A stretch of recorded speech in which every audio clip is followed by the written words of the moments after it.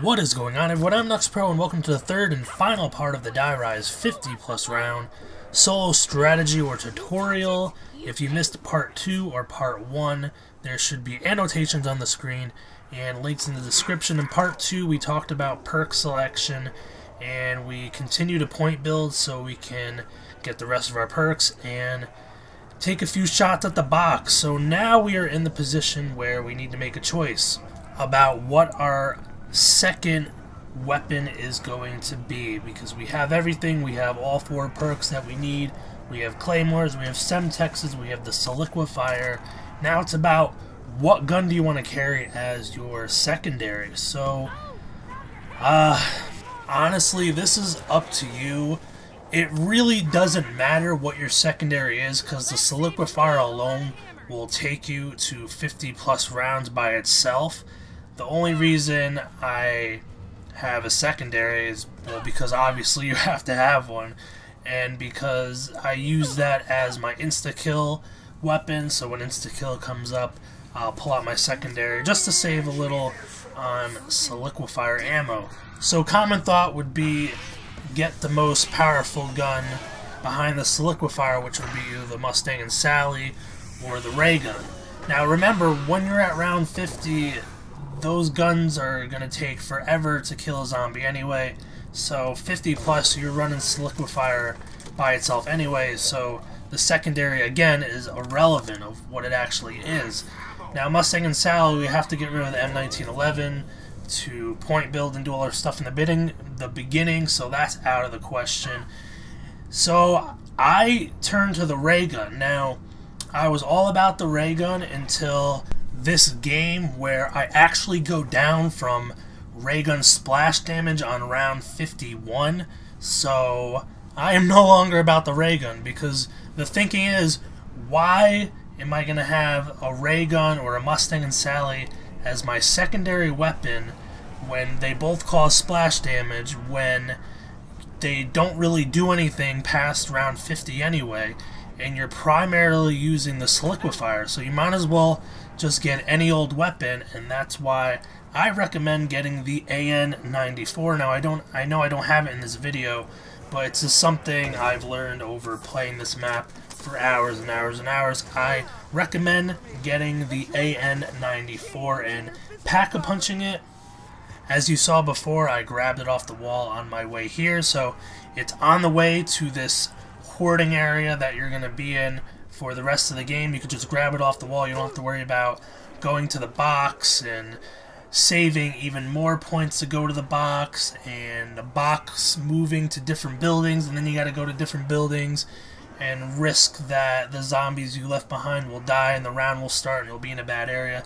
It's just easy. You grab the AN-94 off the wall, pack-a-punch it whenever you can, and you're good to go. And now we're in the hoarding area, where you're going to be the rest of the game. I've been here the whole time since I got here in round 12. I might have left to get the ray gun and pack-a-punch it, but other than that, I have not left this area. And what you want to do, you want to move like I'm moving counterclockwise, and you definitely want to go up this pole every single time, because the zombies can't get in front of you, so they'll always get behind you. And I try to go up this pole too, because it kind of just groups the zombies together better that way, and I just continuously do this, and I shoot them right there every time. You know, it's always bad to move backwards when playing zombies, but that area, there will be no zombies behind you, and you put the liquid in an area that you won't slip on it, and you can easily jump over it if you have to, like I did there. And I just keep doing the same thing and over and over and over. Some things you need to worry about is coming up here, right there to my right, that little entry there is a choke point that you need to watch, because sometimes a lot of zombies will come out while you're dropping at the same time, and you can get trapped. Now if that happens, you need to backtrack. So let me see if when I go by here. So say if I got trapped right here, I would have to turn around and go around the pole, then come back through the middle and continue my circling. It's happened to me a bunch of times getting trapped there. You just gotta make sure you're always watching it. And this is what I do on insta-kills. I have a train of zombies behind me, so I throw the Semtex at the poles when I go up, and it takes them out, and I do the same thing with the claymores. And then if the insta-kill is still up, or I don't have claymores or Semtexes, I'll switch to my secondary and take him out during insta-kill. But back to what I was saying, you could backtrack if you get stuck there. Also, just watch this pole right here. A lot of zombies come down. If that's the case, you can just go straight and go around the pole and you'll end up where I am right now. Just be careful of that too, because sometimes your group of zombies will split and you have the potential to get caught there, but I've never really had a problem there. But you want to shoot where I just was there, because there's going to be no zombies spawning behind you. That's right in the middle, so the zombies are always going to get caught up, and you can easily avoid it when you are doing your hoarding. So the last thing I just want to talk about is, I didn't mention it in the previous episodes, you're going to want to get Galva Knuckles, because there might be instances where you're going to need them. So let me give you two examples. Say you use up all your quick revives and you have a Nova Crawler round, right? So you used up all your quick revives, you went down the 3 times or whatever, and you get to a Nova Crawler boss round, whatever you want to call it, and you Galva Knuckle all the crawler things, you get a free perk. You have the potential to get a 4th quick revive, and I know some people have done videos, but they've done it the wrong way. If you're completely out of quick revive, you can get an extra bottle of quick revive from the Nova Crawlers, and I'm going to do a video about it in the next coming days, so I'll put a link in a description and annotation on the screen when I get that video out. But you can get a 4th quick revive. Also, another instance, say you go down and you are going to get Jug and stuff, and you know a Nova Crawler round is going to be coming up soon. You might want to just grab Jug and quick revive, and if you don't want to risk being in different parts of the maps where you're uncomfortable or you're scared that you might go down, because it's, you know, some areas in this map are tight, especially when you're moving building to building, your crawlers might die out or whatever.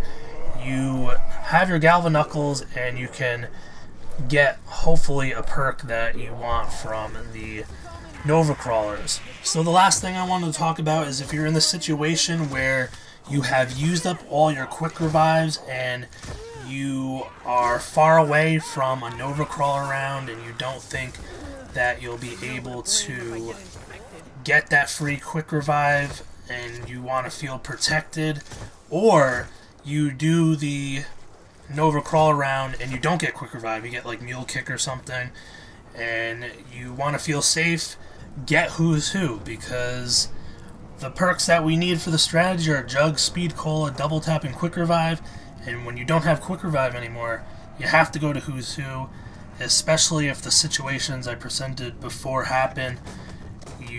Who's Who will give you that extra chance to live, and if you die in your Who's Who's Ghost, you were supposed to die anyway, so there's no penalty for getting Who's Who when you run out of quick revives. So that's it. I'm going to show you where I die. I went down on round 51, and I was fortunate enough to get a Nova Crawler round on round 52, and I'm trying to get Jug, but the stupid elevators are... I'm just missing Jug every time, and I'm waiting, and I should not have went this way, and I get swiped by the Nova Crawlers, and my game is over. So I hope you enjoyed. If you could please leave a rating on this video, and if you haven't already, check out part 1 and 2. I've put a lot of hours in the Die Rise, and it takes 1 second to give me a like. So again, if you watched all the videos, I thank you for watching, and as always, shoot straight.